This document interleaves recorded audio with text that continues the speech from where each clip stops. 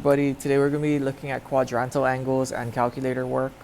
So quadrantal angles lie outside one rotation of the unit circle. We kind of talked about this last time where we had angles that are larger than 360 or 2 pi. Like I think the example we used was 540 degrees or 3 pi radians. And all we said was that meant we were going around the unit circle more than one time. So to that, we're adding numbers that are negative. So if we have negative numbers, like we have here, all that means is that instead of going around counterclockwise like we usually do with our positive angles, negative basically means we're going in reverse. So instead of going around that way, we're going back around clockwise.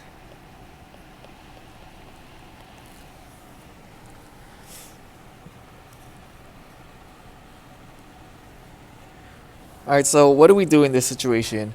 Anything larger than 360 degrees, we talked about last time, or 2 pi radians is more than one rotation. And then it says anything less than, which is negative, means that we're going in reverse, right? So if we're going around this unit circle, anything bigger than 360 or 2 pi, we're just going to continue going around until we find our angle. And then negative, we said, and we drew a little picture there, it just means reverse. Instead of going around counterclockwise, we're going to go clockwise. Now, the big thing to know here is this little side note that you can add or subtract 360 degrees or 2 pi to find the position. So let's look at an example here. Find the value of cosine 9 pi over 2.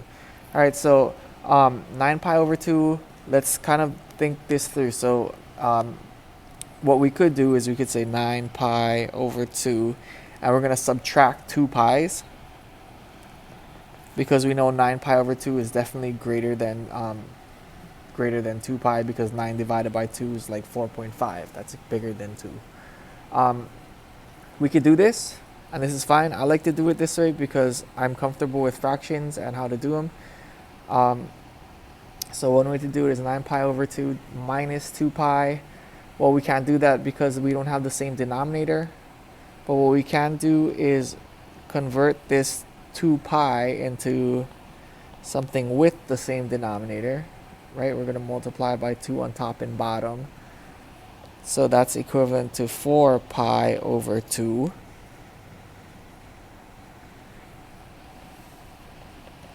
And when we subtract 9 pi over 2 by 4 pi over 2, we get 5 pi over 2. That's still too big, right? 5 divided by 2 is still bigger than 2. So it's going to be bigger than 2 pi. So we can subtract it one more time, 4 pi over 2. That's going to give us pi over 2. So what that tells us is that we find pi over 2, and we're going to take that and we're going to use our information there. So the cosine is our x. So this wouldn't be cosine 9 pi over 2 equals, we take the x value, 0. Now let's talk about what that looked like conceptually. So notice that if we start at 0 and we jump pi over 2's, 1 pi over 2 is a quarter of the way, 2 pi over 2, 3 pi over 2, 4 pi over 2, 5 pi, 6, 7, 8, 9 pi over 2. So we'd end up at the same place, but I think it would be a lot easier for most of us to do it by subtracting the equivalence of pi over 2 until we reach a point that's on our unit circle. Right? Imagine if it was like 100 pi over 2. We wouldn't want to go around like 50 times in order to get where we're trying to get.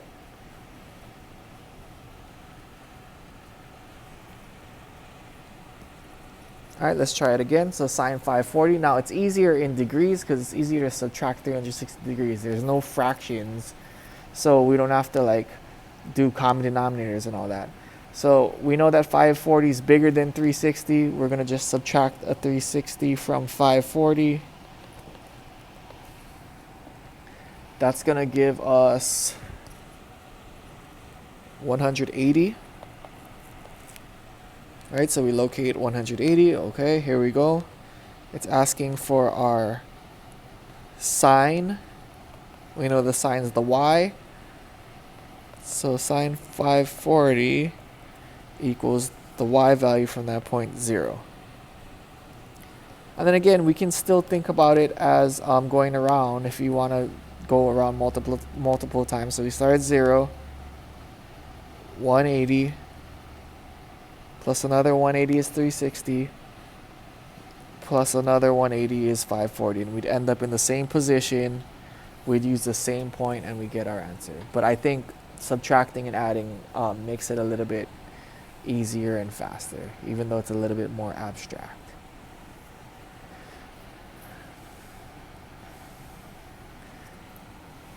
Okay, last one, tangent negative 2 pi over 3.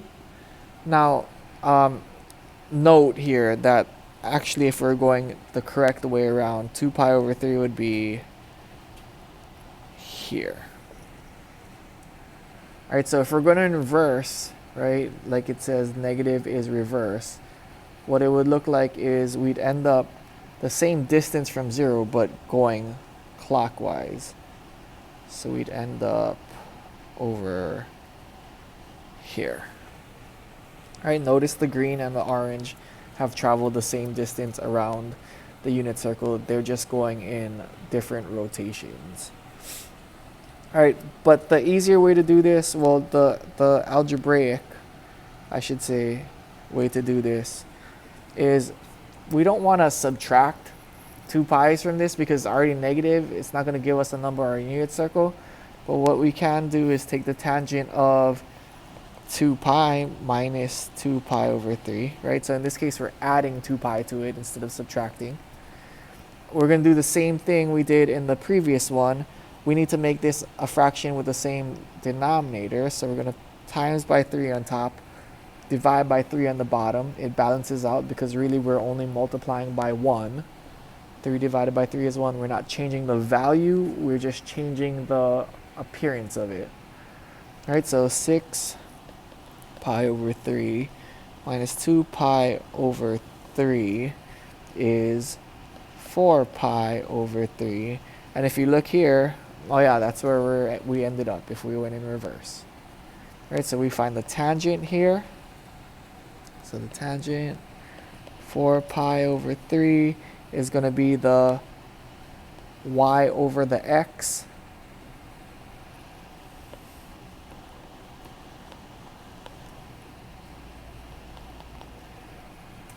So we got negative radical 3 over 2 divided by negative 1/2.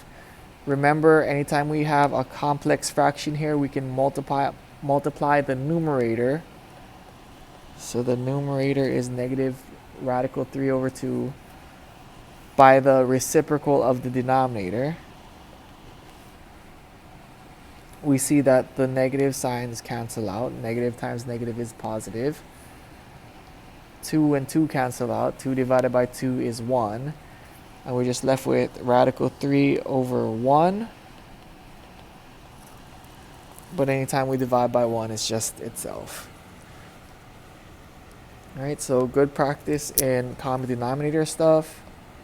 All right, how to make common denominators, simplifying, and working with our complex fractions to simplify.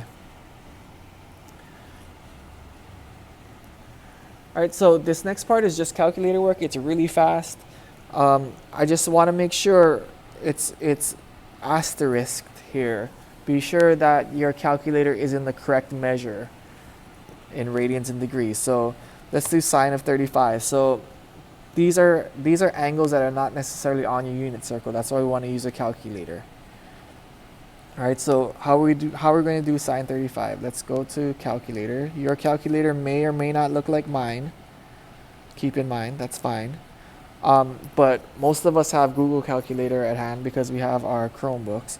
So if we're doing the sine of 35, first thing we need to do is make sure, look, this button here, we have this radian and degree button that I'm clicking on. You can kind of see it. So right now it's measuring in degrees. Right, the degrees is highlighted. So we're going to do sine 35 degrees equals, and then it's going to say 0.05735, blah, blah, blah, blah. So then we're going to go ahead and write that down. And we're going to round to the nearest hundredth, so 0.57. So 0.57. Okay, same thing, cosine 5 pi over 12. But this time, note that 5 pi over 12 is in radians, so we need to click our radians button. And we're going to clear it, and we're going to say cosine. And then you can type it in here, 5 pi divided by 12. Hit the equals button, and we end up with 0.026, right? We have to round the 5 up, 0.026.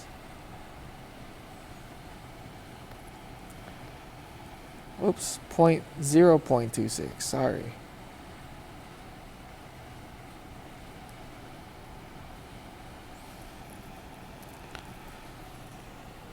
Okay, and then the secant.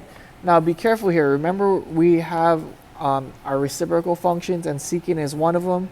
So secant is going to be the same thing as if we do 1 divided by, right? Reciprocal means cosine 3 pi over 7. So reciprocal functions